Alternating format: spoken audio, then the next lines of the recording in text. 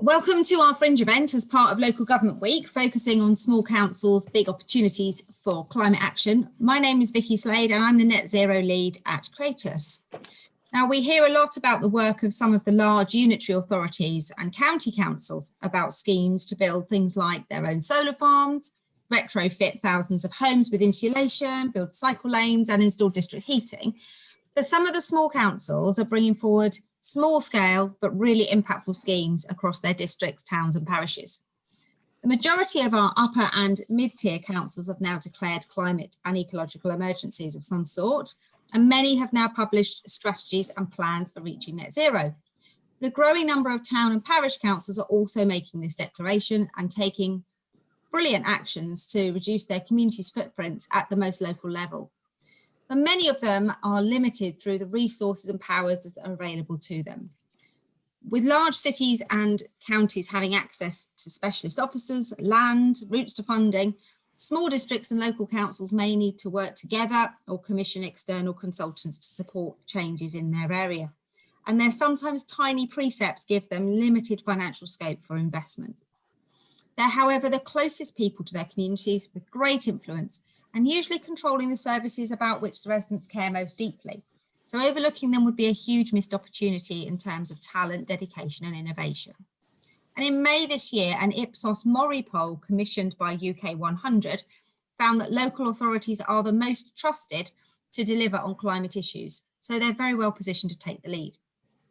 Today, I'm joined by Justin Griggs, Head of Policy and Communications from the National Association of Local Councils, NALC, Councillor John Fuller, Chair of the District Councils Network and the leader of South Norfolk District Council, as well as the Deputy Leader on the Conservative Group at the LGA. With us is also Councillor Ed Gemmell from Hazelmere Parish Council, who is also a unitary councillor on Buckinghamshire Council. And we'll be discussing how small councils can be supported in effecting change and what barriers to success need to be removed. We're also joined by Joe Pitts-Cunningham from Bioregional, a charity seeking to invent and deliver practical solutions for sustainability. And they've developed the One Planet Living framework of 10 principles, which are being adopted by some councils and who work to bring councils and citizens together to collaborate on environmental schemes. So welcome to you all. Thank you so much for joining us. Now we are having a few technical issues with Justin, so I'm going to come to John first of all and just ask you.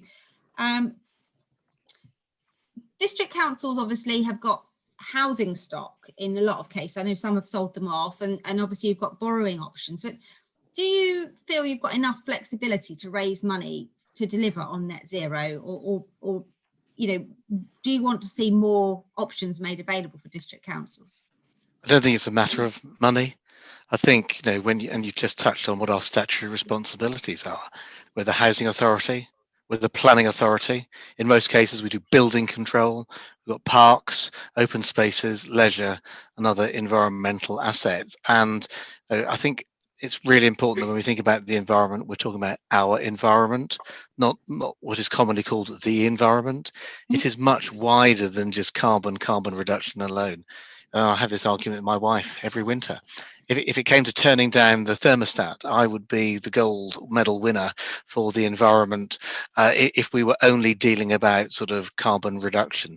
I think it is the role of all authorities, whatever size, whether it be unitary, county, district or parish, to think, what can we do to plan positively for the post-carbon world? Just turning down your thermostat, going fewer miles isn't going to help everybody, isn't going to help the planet. We've just got to think, okay, yeah, that may take us to 2030, but what's beyond that? And it isn't just about, you know, what we do to and declare climate emergency. We certainly haven't declared a climate emergency in our authority, because what that does is pigeonhole what is to be the widest possible approach to broadening and cherishing our environment, the place where we live, the built environment, and it takes us down a blind alley. No, we want to be considering practical steps rather than just simply posturing and be judged on a record. So, and we've got an environmental strategy. And Justin isn't here, so I'll carry on. We've got two principal strands to what we do. The first one is, what are we doing as a council ourselves in our own business to plan positively for the post-carbon world? And then secondly, what are we doing to help residents who live in our territory to do their bit? And I think that's often I think that sort of division of responsibility is often lost, certainly in our own council for our own resources. We've done all sorts of things. So, for example, we've replaced all the boilers in the council swimming pools. That's really important. To be much more energy efficient with condensing boilers. That's a huge effect. And here comes Justin now. We're recognizing that the environment isn't just about carbon, it's about clean air and ammonia emissions. We're tackling fly tipping, dog fouling. It's an important thing that really adversely affects our environment. And I think it is disappointing that, the environment has just been resolved back down to sort of, are we going to put on an extra jumper or not? Flooding is an important part. We had some terrible flooding, and it wasn't just fluvial flooding last December. There was flooding when a pumping station broke down. We had places that flooded off the road. And of course, we've got the Broads. Cherishing all these assets, environmental assets, is really important as in our business. And then, of course, we've got to try and help people recycle. I'll pause there because Justin Yeah. probably wants to have some words to say. I'm sure, and I've got a slightly different sort of perspective for Justin, obviously, who represents town and parish councils. Now, Ed is a parish councillor, but there's a sort of more strategic thing that I want to speak to Justin about. But would you say then that as a district authority, and actually we were talking about the size of your district, it's geographically quite large. I'm not sure on the terms of how it sits in terms of the size of district. Well, we've got 140,000 people, yeah. Right, so it's a good sized district then. So do you think district councils have the powers that they need to do everything they want? Are there any barriers that you think district councils have, or you think you're well positioned to be able to address? I think we're bossing it, because if you think about all the environmental things, it isn't just about a clean environment. It's about an environment where you have low crime, and buildings and efficient buildings, parks, places to run around, environmental goods. So I think we can do a huge amount. So the work we do on building control and planning policy, for example, to make sure we have carbon efficient homes, but not hermetically sealed homes. Too much of the regulation is about hermetically sealing homes from all sorts of air in and out, and you end up with places where windows can't be opened. Well, that's no good if we are going to have a warmer climate, because people how are going to ventilate. So there's a whole series of trade-offs, and just to resolve it into declaring a climate emergency is doing it an injustice, to be honest. Life is more complicated than that, and we need to keep our own house in order with practical positions, whilst also allowing our residents and businesses to do their bit too. I suppose it's just sort of defending the climate emergency, sort of, because I could see Ed getting rather frustrated there at that, is that, I think where it's an empty gesture, I totally agree with you that, there's no point virtue signalling on these things, but they sometimes can be a helpful indicator for residents to understand. But I've had a look at your environmental strategy, and it is really thorough. So, whether you choose to do it via a climate emergency or an environmental strategy, as South Norfolk have done, is it is sort of semantics in a way.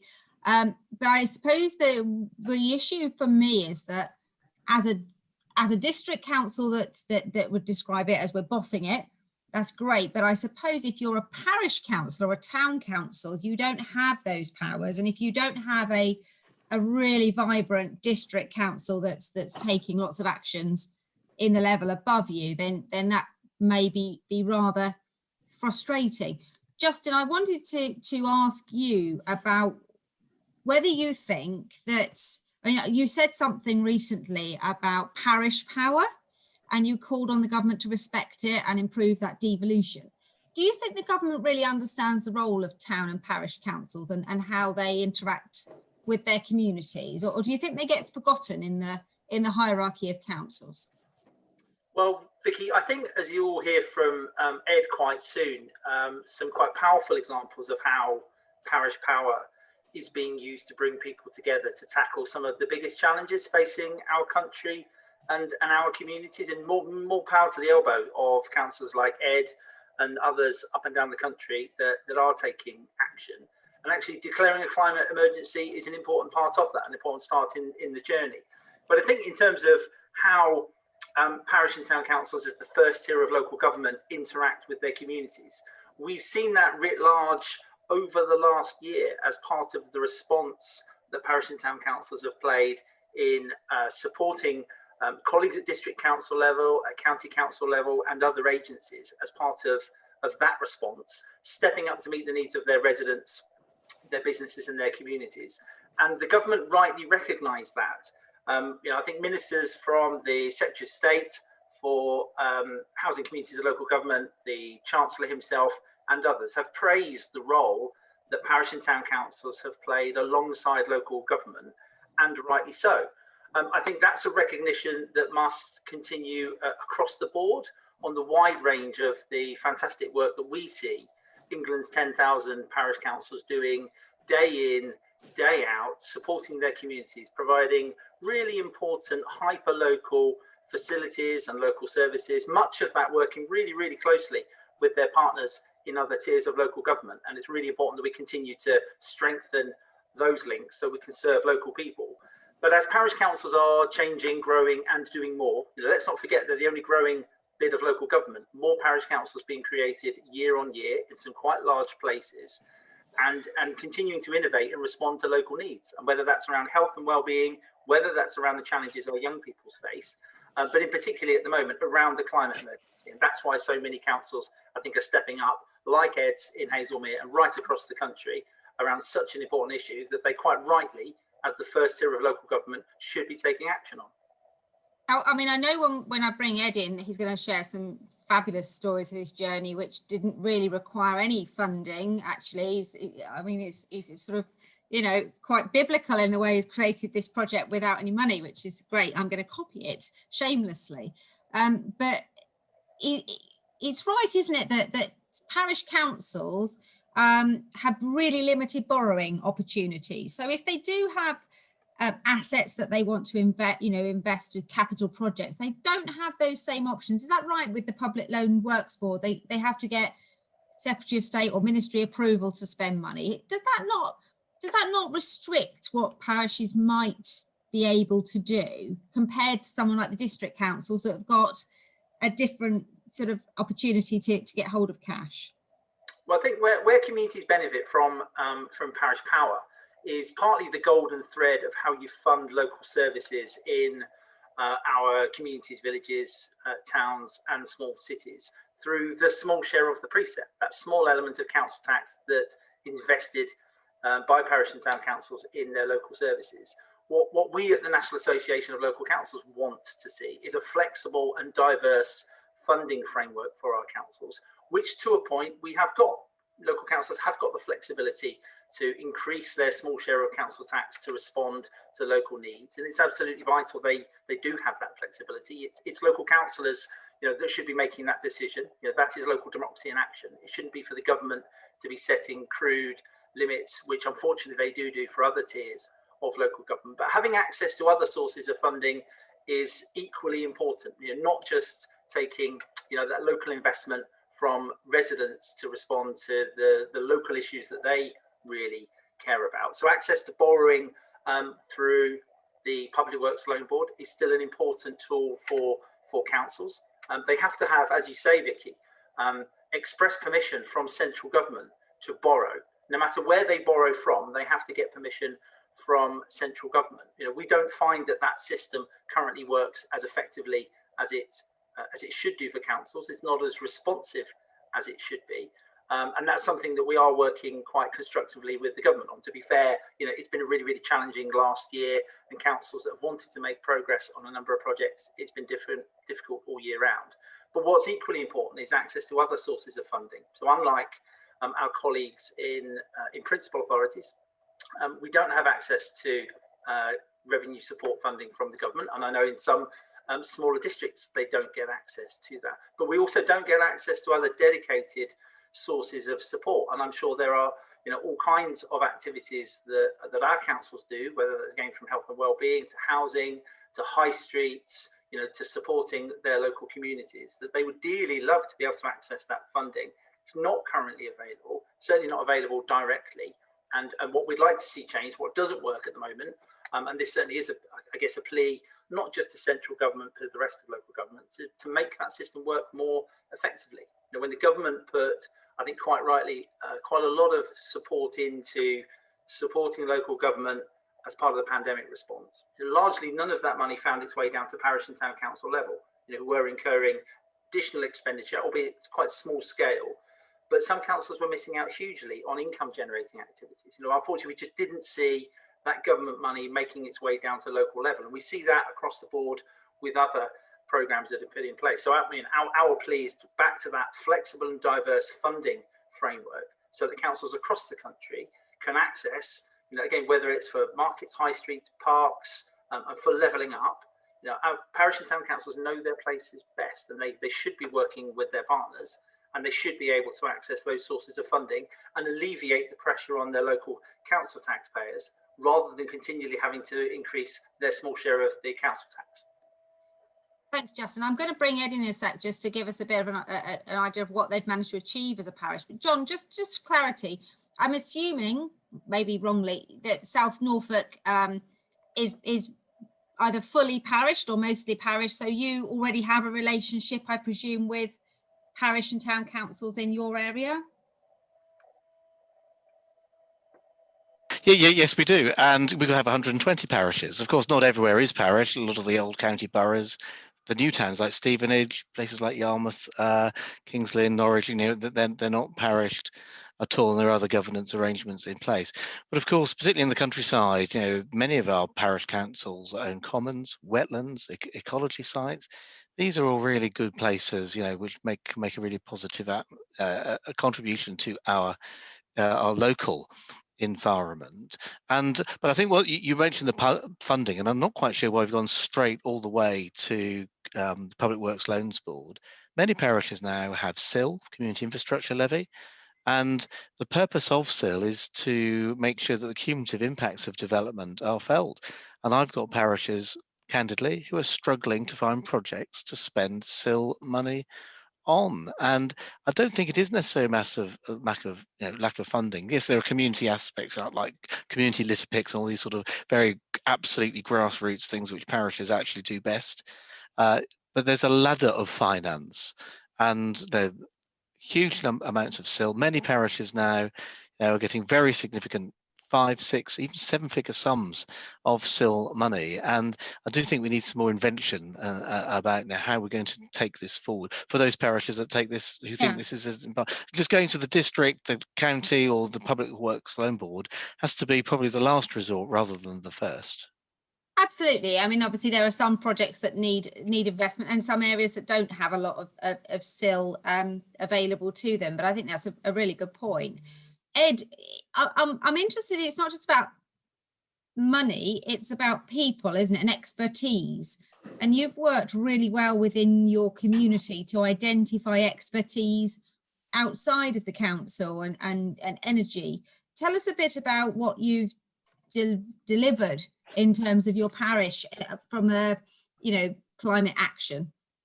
Well, I mean, I suppose step one, which was at the beginning of last year, is we declared a climate emergency. And I would just say to John that it's absolute rubbish that it's posturing to declare a climate emergency. It's an absolutely vital way of focusing the community and getting everybody galvanized towards the aim, which is the essential getting to carbon zero in terms of climate, or getting to biodiversity aims as well. So it was an essential part of it. We declared a climate emergency.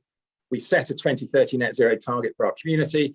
And then probably the most important part is we then said we'd set up a working party immediately with a limited number of councillors on it, but we would include residents and community and try to do that. So we set about bringing the community into it, and that was the first thing and the best thing that we did. And within a month or two, we had a working party that was meeting every single week, and we were trying to come up with a strategy with the residents on what to do. And the first thing was not to do our 2030 net zero plan, but to immediately start throwing some mud at the wall in order to get things going, get some momentum going, get people involved. So we immediately started projects, and here is one of them illustrated for you. So we decided to create a massive pollinator corridor. So we have 4,000 homes in Hazelmere. we have delivered packets of seeds to every single one of them in order to try and increase not just, general biodiversity, but to help the bees and the pollinators that have been decimated over the last 50 years and are in such desperate decline. And you have top professor in the country calling it the insect apocalypse. And we decided we get to work on trying to put that right now. Well, Wildlife funds 17 species of bees that are regionally extinct. We have to connect them and get those wildflowers out there. So we now have hundreds and hundreds of homes who have up a little sign in their window, who have planted their 1 meter squared, and we called it Bee Squared. So it's a meter square of wildflowers put into your front garden. In addition to that, we're starting on wildflower meadows. So we put our first wildflower meadow in now, which is again going to be connected up around our pollinator corridors. We then started an advanced recycling scheme. The advanced recycling scheme is connected with TerraCycle to begin with. Now we're moving on to a repair cafe. We're then moving on to a thing library coming on afterwards. We immediately started looking at the council's net zero plan for our own council emissions, which is green energy supplier, smart meter, and then moving through battery, solar panels, heat pump, which we're in course of working on currently. We decided that engagement and information was hugely important. So we created a monthly talk, the Hazelmere Climate Talks. We've now had 13 of them. One happening today, not long after I speak to you, will be about the energy from waste facility in Buckinghamshire, whether or not that is friend or foe to the environment, which will be up to people to question and talk about. We created a website, but we immediately decided that we wanted to be a beacon for other communities around us so that we could create the wave or the ripple that would go to everybody else. So it's been done not by a super expert, by one of our volunteers, such that other groups can come in and connect straight on our website, have their unique landing page, but lots of the resources and facilities underneath would be shared by everybody. So we build it together, copy projects more easily from one to the other. Set up a Facebook page within the first few days, picked up several hundred people wanting to be on it. And that's quite an active part of it. We set up a youth group as well. That was driven out of us wanting to do tree planting actually, and then wanting the youth to get involved with ownership of it. So we've set up a youth group that now meets every single week. And actually we're now looking at trying to get beehives into every local school, connecting local schools with pollinator corridors and wildflower meadows. And in fact, moving maybe into trying to plant a tree for every single child in each of the schools. All of those things have come about. In terms of funding, none of them have needed any money so far, except for this one. And we had 3 local businesses put the money in almost immediately the minute we asked them. And the biggest thing we had to leverage was because the parish council had declared a climate emergency, because the community had got their aim and where they were going, local businesses have wanted to join in. No one's been really questioning if it's a good thing to do. They might want to have their ideas of what are better projects to do, how to do some things better, but everybody's getting on board. And we have a huge upswing in people here talking about climate. In our local dry cleaners, just as an example, I'm probably the only person for years who's been going in to get my suits and immediately they're taking the plastic off, handing the hanger back, giving them all the pins. So I never take any waste out with me from the dry cleaners. I'm now not the only one. I haven't told anybody about it. It's probably the first time I've talked about it. There's now 3 or 4 other people going into our dry cleaners and doing exactly the same thing.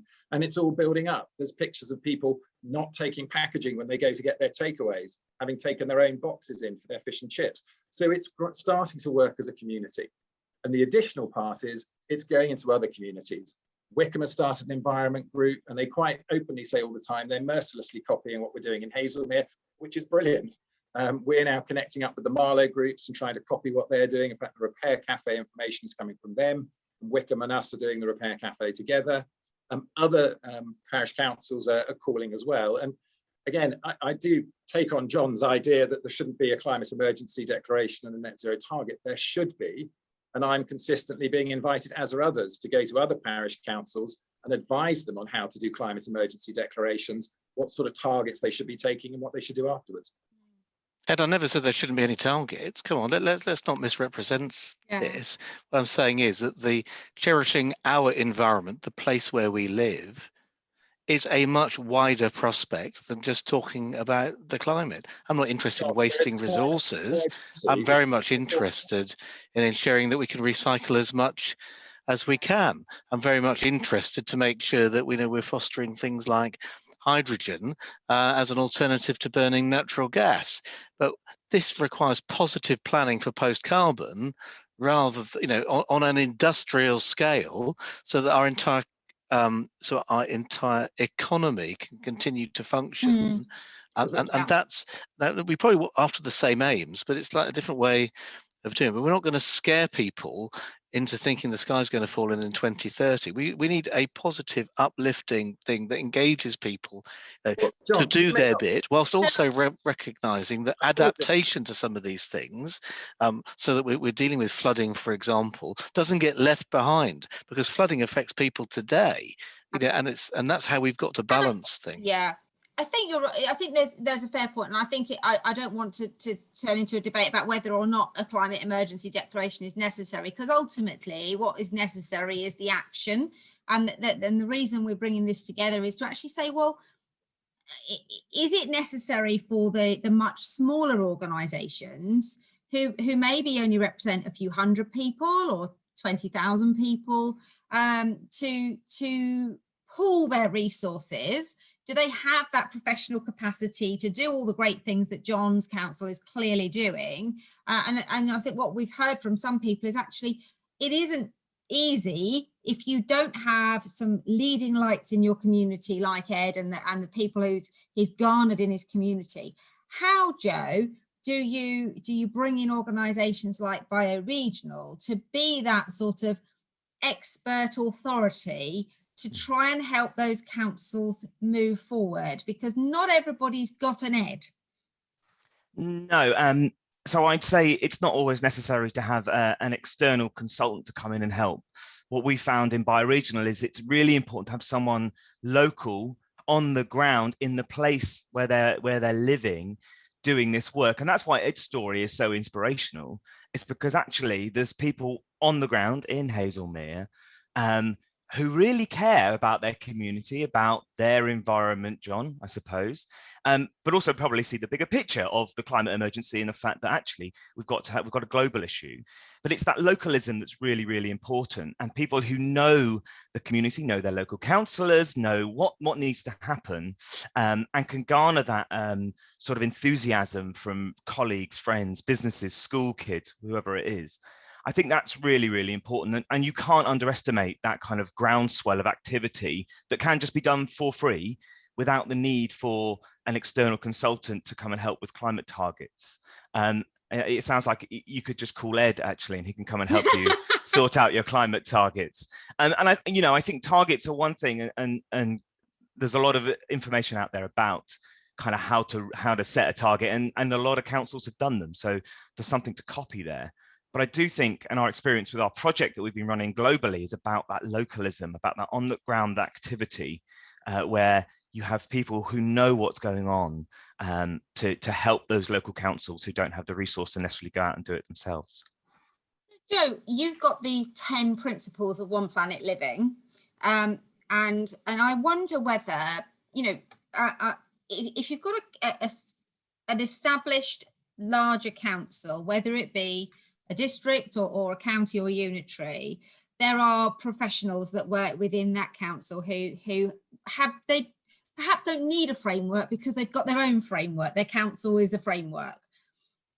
Are your One Planet principles the sort of almost the starting point for people who perhaps don't have those professionals to sort of say, well, where do we, it is such a big thing, isn't it? And John's right. You can't just declare a climate emergency and walk away.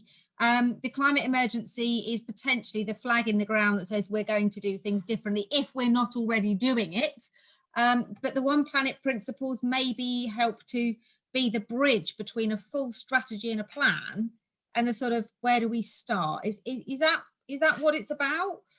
I would say that the One Planet Living framework and the principles you're talking about, which cover holistic sustainability in our view, right from zero carbon, those hard-nosed sustainability issues, carbon, water, waste, the things that we can count and measure, all the way up to health and happiness and culture, community, the things that actually are much harder to measure, but are more important. All we're aiming for in the end is happy, healthy people in our places where we live, and that's what our framework aims to help anyone achieve really who wants to take it on. So it is a guide for how to do sustainability, I suppose. So you are right that if you declare an emergency and then walk away, that doesn't really help. But if you have these 10 principles of sustainability, it's a good starting point on your track to creating some kind of stronger sustainability strategy or plan. And we've seen organizations around the world use those principles, from Durban in South Africa over to Saanich in Canada on Vancouver Island, and lots of different councils around the UK. There's a little group called One Planet Bruton down in Somerset who are using the 10 principles, and they've got a little community going. Cardiff have used them, York, London Borough of Sutton, Brighton. I can go on and on and on. I'll stop there. And what they found, not only is that they can create a sustainability action plan or structure and start to sort of bucket the issues that they're trying to deal with in sustainability, but they also find that the framework is really, really useful for engagement and communication. So when we're talking to local communities, if you're using a framework like the SDGs, or perhaps your council has its own framework, sometimes they're quite complicated. You know, they're big or they're muddled. Our framework is very simple, it's very clear, it's bright and colorful, which genuinely does help with communication. And people can very quickly understand what we're talking about. And it's all couched in this terms of one planet living, the idea that we have one planet and we've only got enough resources on that one planet for all of us to live. And we need to find a way to live within our means. If everyone in the world lived like the average European, we'd need 3 planets of resources a year. That's completely unsustainable. And we know that in the Western world. In America, it's 5 planets worth. So this idea of creating one planet living, where we all live happy, healthy lives within the resources of that one planet, but leave a little bit of space for nature and wildlife as well, which is really vital. And so that communication is really key, that kind of garnering around an idea. And that, I think, is where the climate emergency declarations are useful, is kind of getting that energy up. But then you need to have something that allows you to get on that journey. And certainly we found the framework of One Planet Living really, really useful with lots of councils and lots of organizations around the world. So I'm conscious that we've talked as creators to people who feel that they don't have the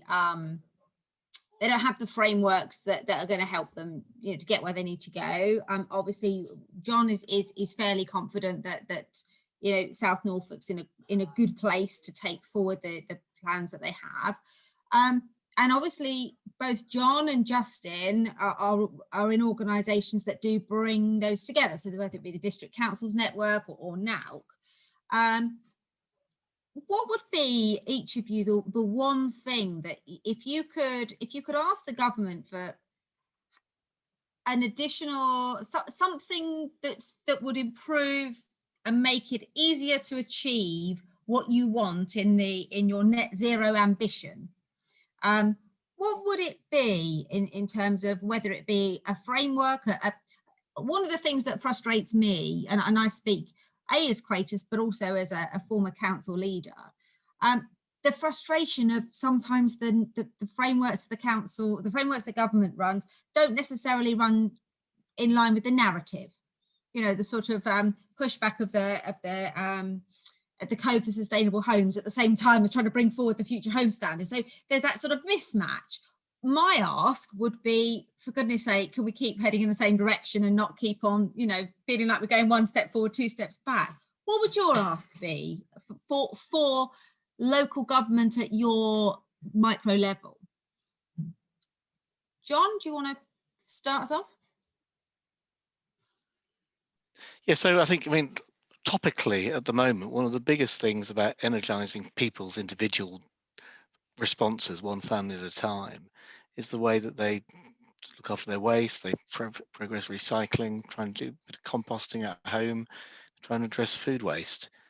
And yet at the moment we've got and I've heard about the blue wall, I've heard about the red wall. The government, with their mandatory national bin service, which ignores local circumstance, is going to have a red, a green, a blue, a brown, a grey, there's another colour, a plastic wall outside every single house.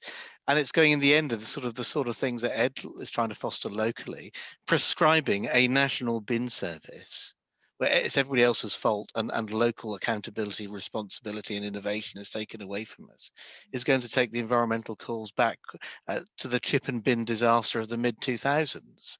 You know, I think government needs to recognise its local solutions for local problems, you know, and yes, in the middle of the town, and this isn't necessarily on a district or parish by parish basis.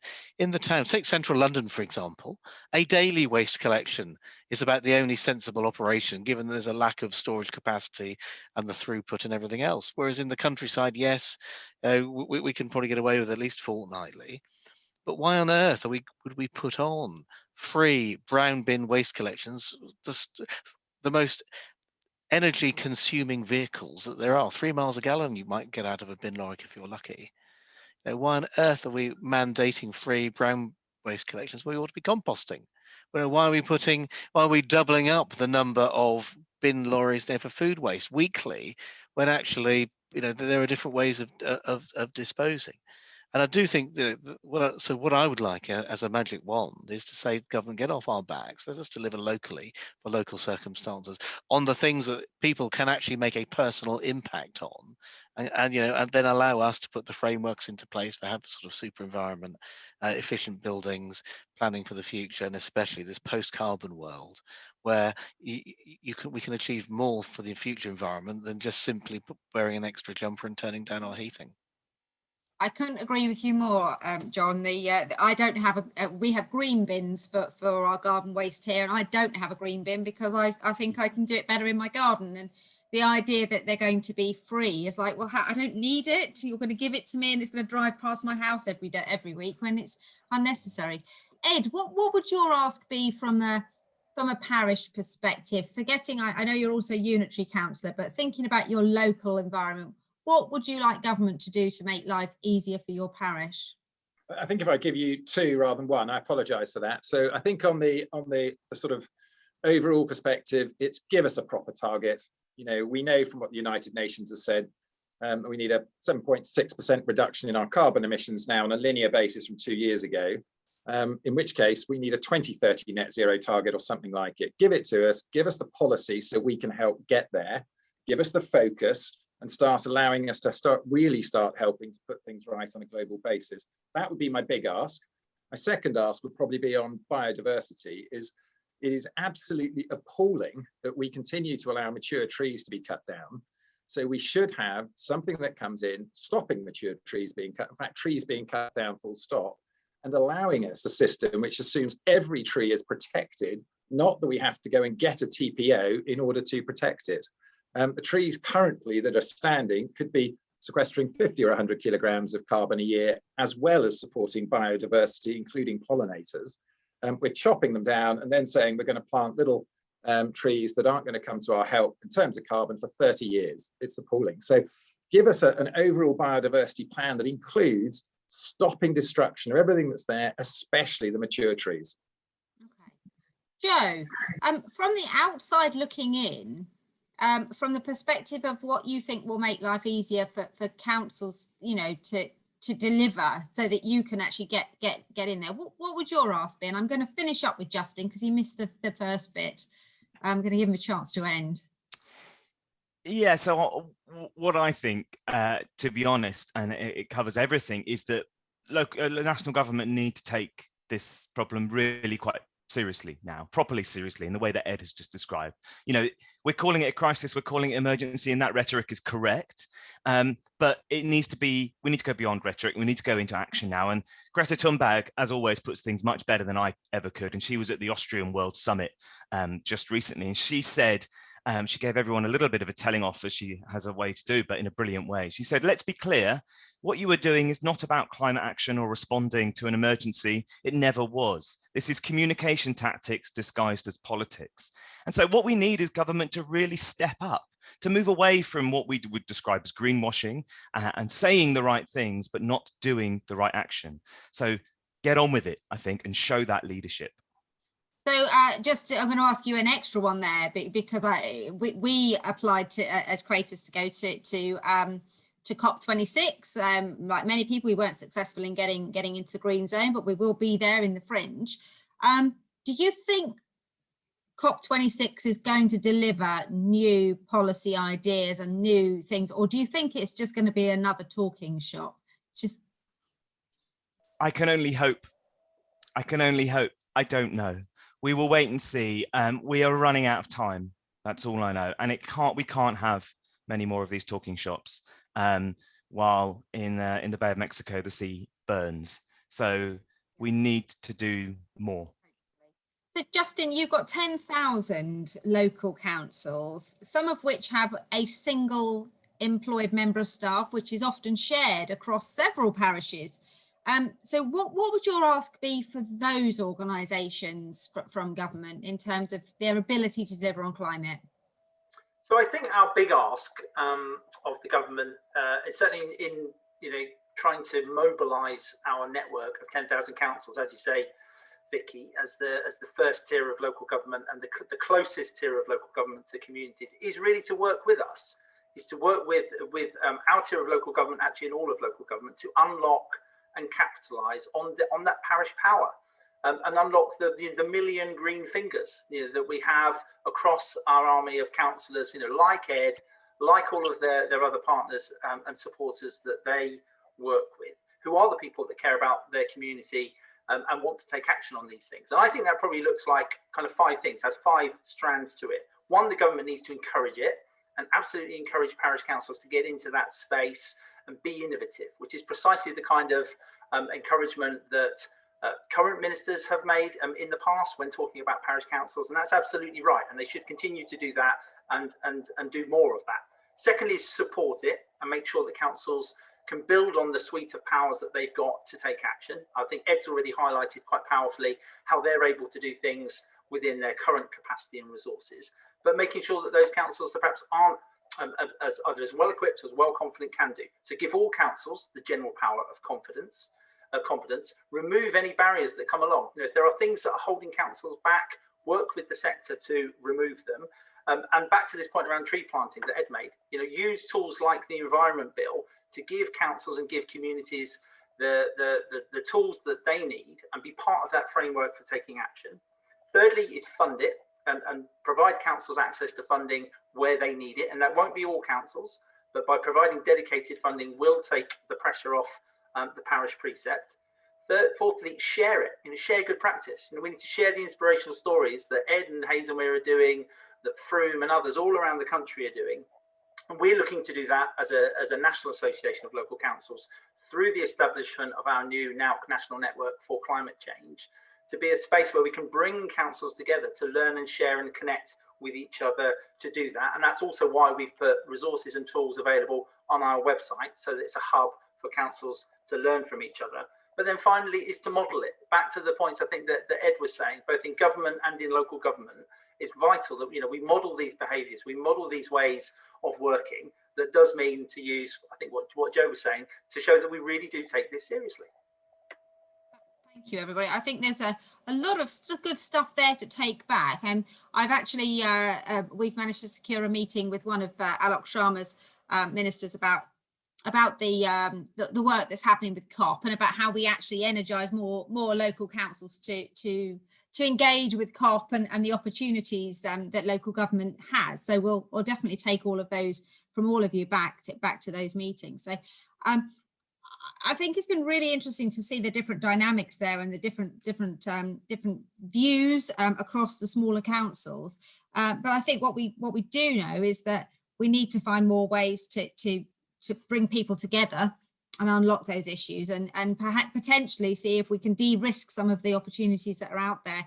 John talked about hydrogen. There are some other really exciting innovations coming forward that some councils are perhaps nervous about engaging with, and working collectively and linking up those pilot solutions might be a great opportunity. So the reason that we're getting involved is that Kratos has launched Kratos 2050 to make sure that we're ready, we're in the race to zero, and that our clients are ready to work with councils who will all be wanting their supply chains to be in the race to zero, and are going to be wanting all of their organisations to say, well, are you actually net zero ready as well as the council? So, we're keen to work with people who are looking to get involved with that. So thank you all of you for your time today. It's been really interesting.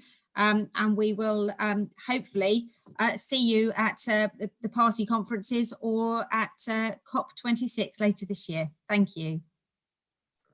Thanks, Vicky. Thanks, everybody.